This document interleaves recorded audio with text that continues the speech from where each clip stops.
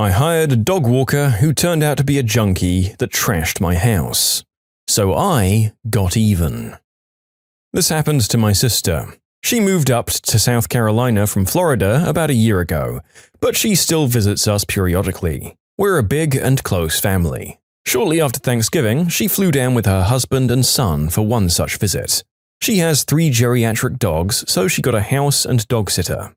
My sister went through the basics of how they can only be fed at certain times. They get let out at certain times, they need to be in their crates from X hour to Z hour, and most importantly, they don't get treats.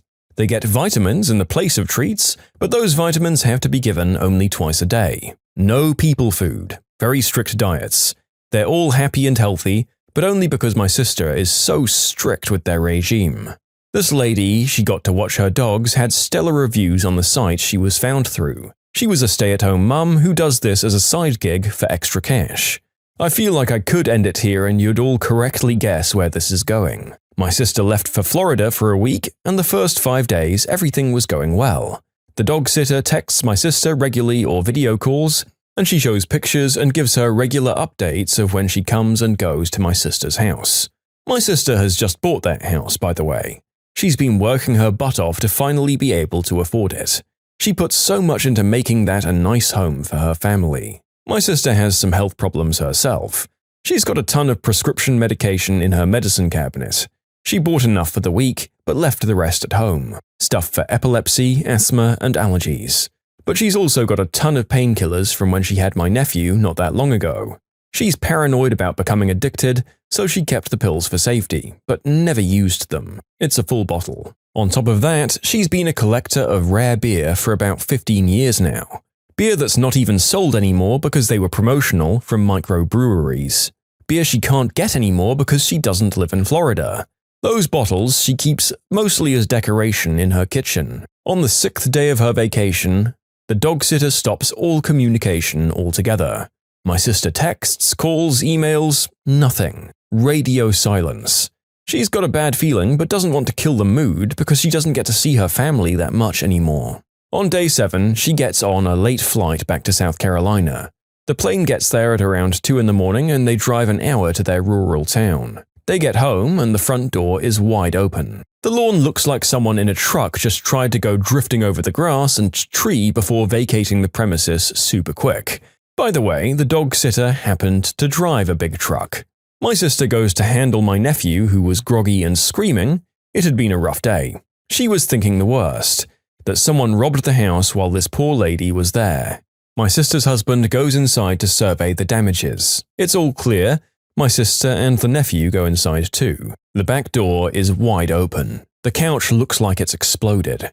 The rug in the living room and the couch and pretty much every square foot on the bottom floor is covered in the kind of number 1 and number 2 that can only be made from 3 geriatric furry buttholes.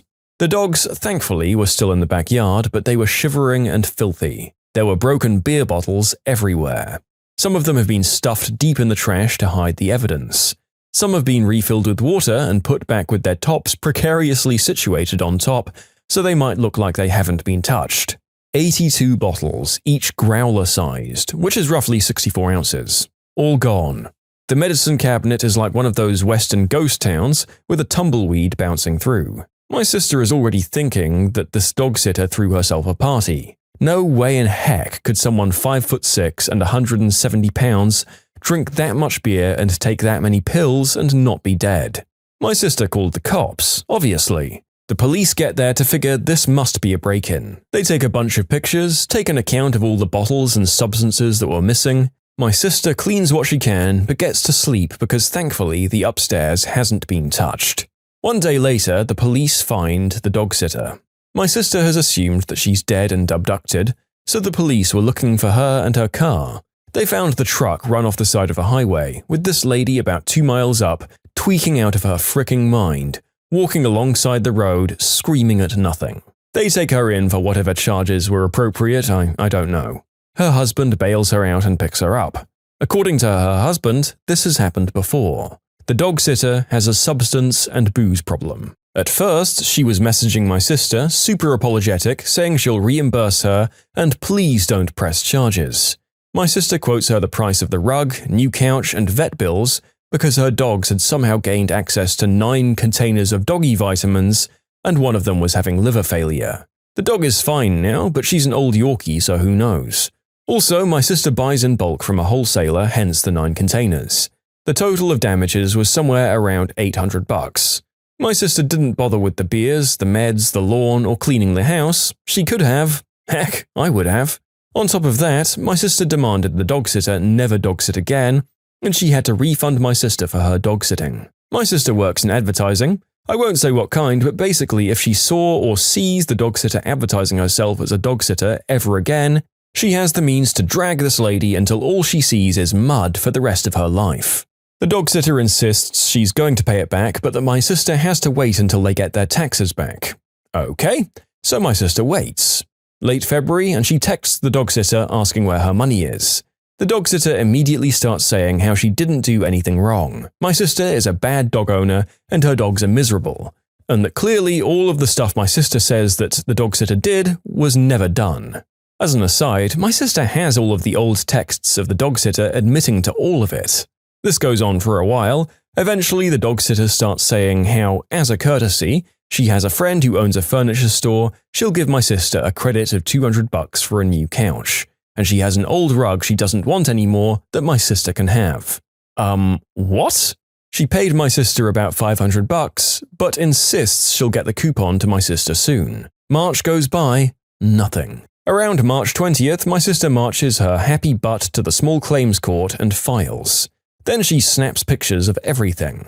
Then she sends the dog sitter the message. As a courtesy, I'm letting you know that I just filed this at the small claims court. Then the fun starts. This lady goes off on my sister.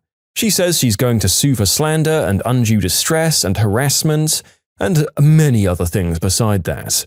My sister saves all of it, including the fun bits, where the dog sitter threatens her family and calls her the C word 20 dozen times.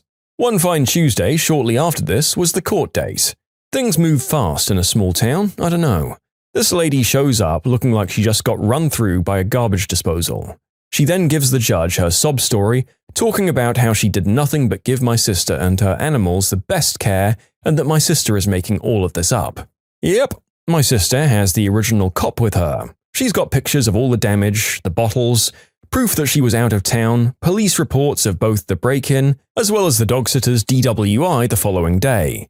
The dog sitter tries to spin it with that one law about how you can't serve alcohol to a known alcoholic.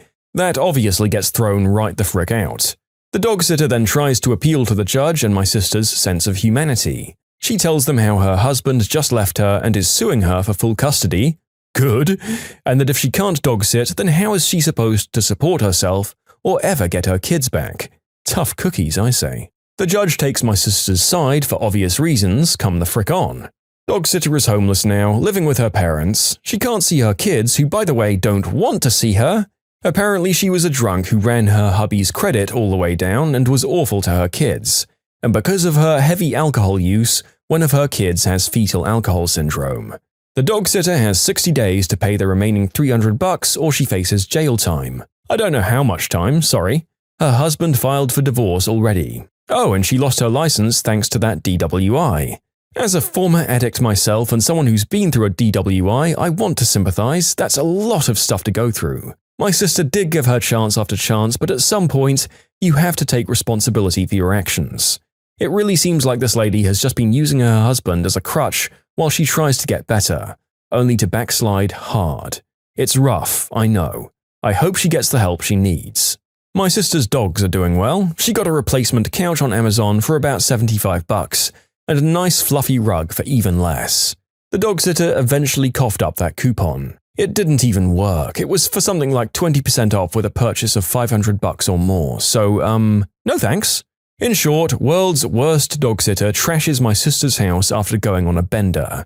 Claims she didn't do that while also promising to pay for the damages, and never pays. Gets taken to court, loses her home, job, kids, and marriage.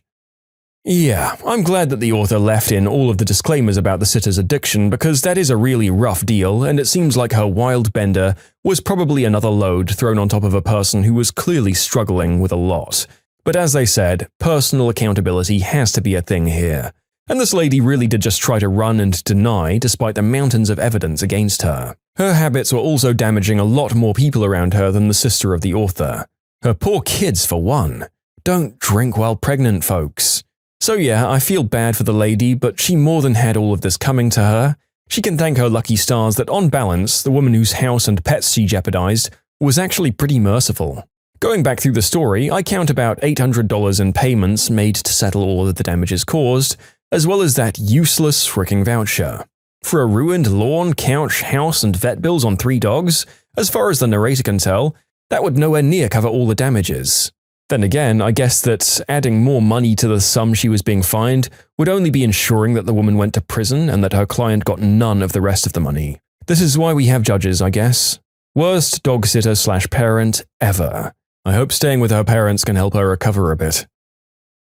If you like Am I the Jerk, you're probably going to love Am I the Genius. Check it out, linked below. Also, go to amithejerk.com/submit if you would like to submit your own stories. Greedy landlord refused to return deposit for renovated apartment. So this happened around 4 years ago, and I haven't told anyone about it out of a fear of someone linking my username to me in real life. At the beginning of my junior year in college, I moved out of my parents' house and into a quadplex, which is an old house turned into 4 apartments. My parents weren't helping me out and I had a minimum wage job, so the apartment was the best I could do. It was in the middle of an old downtown neighborhood, and this house was originally built in 1906. The wooden floors had large slopes, the walls were cigarette yellow, the large sliding door in the middle of the place was off the hinges. The drop ceiling in the kitchen was missing, and the ceiling in the bathroom had one tile completely taken over by black mold. And that's not all. The kitchen had no cabinets, there was a bird's nest somewhere, I never found it. The back door had a large gap at the bottom, and 2 complete holes from carpenter bees. The toilet had a permanent black ring, there was no central air or heating, and if you plugged in too many appliances at once, the breaker would blow. It got so cold some nights that the water in my glass would freeze into a solid ice cube. To top all of that off, the lady above me was a hoarder and had more than 20 cats. There was a major flea infestation that had spilled over into my apartment. The landlord was pretty upfront about everything. He didn't really care about the state of the apartment and priced it really low to get someone like me who'd deal with it. I was a kid and it was my first place, so I didn't realize what I was getting myself into. I was just grateful to have shelter. So I moved in and got permission to renovate the place with expenses being reimbursed. I cleaned and painted the walls, fixed the 15-foot sliding door, replaced the drop ceiling. The black mold was really disgusting. Flea-bombed the whole place twice, fixed the bathroom up as best as I could, replaced the back door, sealed all of the holes everywhere, replaced the outlets, the whole 9 yards. It went from being a miserable pile of trash to a fairly livable apartment. After about 11 months, I decided I couldn't deal with the intense winter nights and made a deal with my landlord to find replacement tenants to move in, since I'd signed a 12-month lease. I found a nice couple who really liked the place, and the landlord allowed them to take over the lease. This is where crap hit the fan. When I asked for my $400 deposit back, the landlord straight up refused. He said that because I was a couple of days late on paying rent a few months ago, that my deposit had covered the late fee charges. There was never any agreement about late fees, and he had never told me there was a problem when I'd let him know that the rent might be a little bit late. I was furious. All of the hard work I'd put into this place, just to be told that I wouldn't even be getting my deposit back? We went back and forth for a few minutes before I said to him, "You don't want me living in this place for another week knowing that I won't be getting my deposit back." He responded by letting me know that he has recent pictures of the apartment that show the current state of it, and that if I damaged anything, he'd be taking me to court and making sure there was an eviction on my rental record.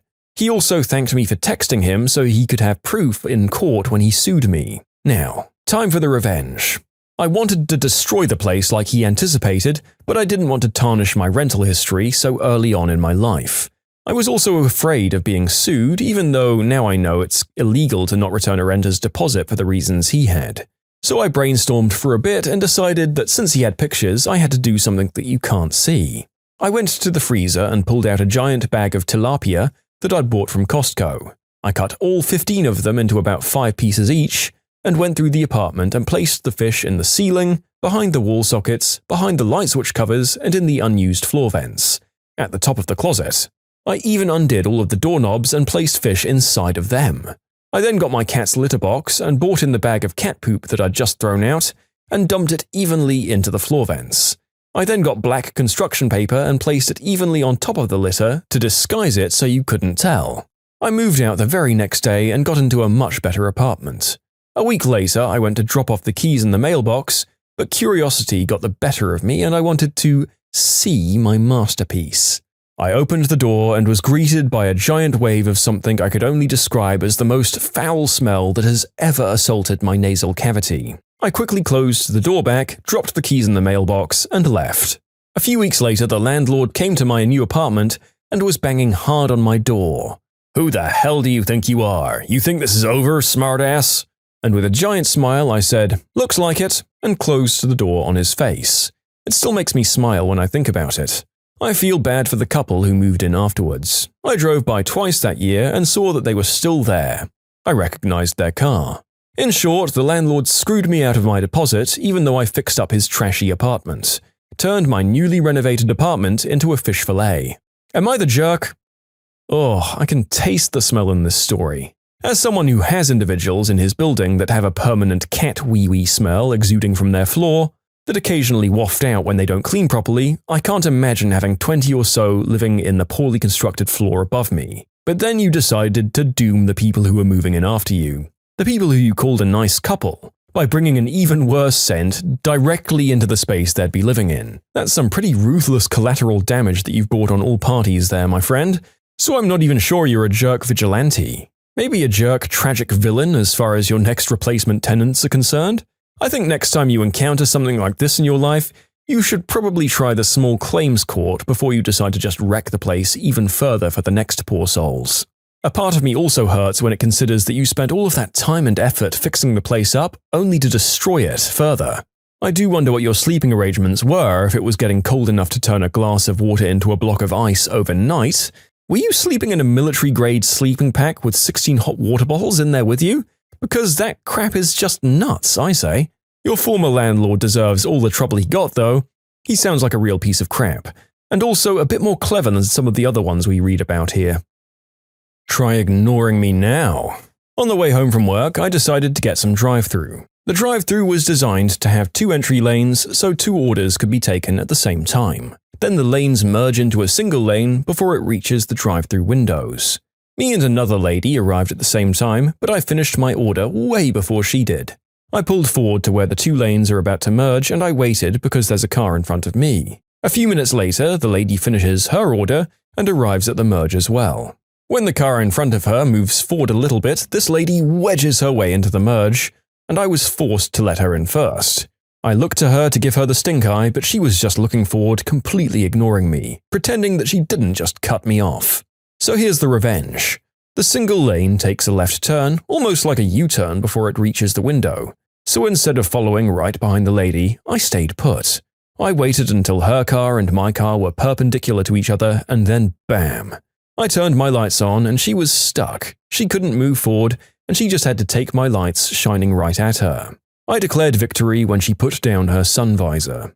I was the only one left in line and no other cars were affected in the making of this petty revenge. This is so damn petty. Still, it's annoying when you need your fix like this after a hectic day and someone takes it upon themselves just to make your evening that little bit more exasperating. I don't know that I would do it, but it is a funny story. I wonder how long our author waited with their lights on like this to inflict maximum punishment. Your order might be getting cold, mate. I admit, revenge is a dish best served cold, but that same logic doesn't apply to your Big Mac. I reckon you blind her for a second, do your best villain laugh, then proceed forward and enjoy your sweet, artery-clogging fast food. Oh, you like building codes? Well, I love building codes. My lease is ending soon, and my landlord has been showing my apartment to anyone with a pulse, non-stop, for months. During a couple of these showings, my bedroom door was locked. The landlord got mad about this and told me he was coming to remove my bedroom door handle and replace it with a handle with no lock. He said city fire codes don't allow locks on interior doors, and he wanted everything up to code for the new tenants. I responded that getting everything up to code was a great idea, I offered to schedule an inspection from the city so that they could get all of their maintenance done at once and really be sure things were ready for the new tenants. Best to do the whole building. I think I saw signs of rodents in the basement. Suddenly, building codes weren't so important to him. My bedroom door is now locked during all the showings. Update, just after I posted this, my story got featured on Newsweek. Guys, look, we're famous!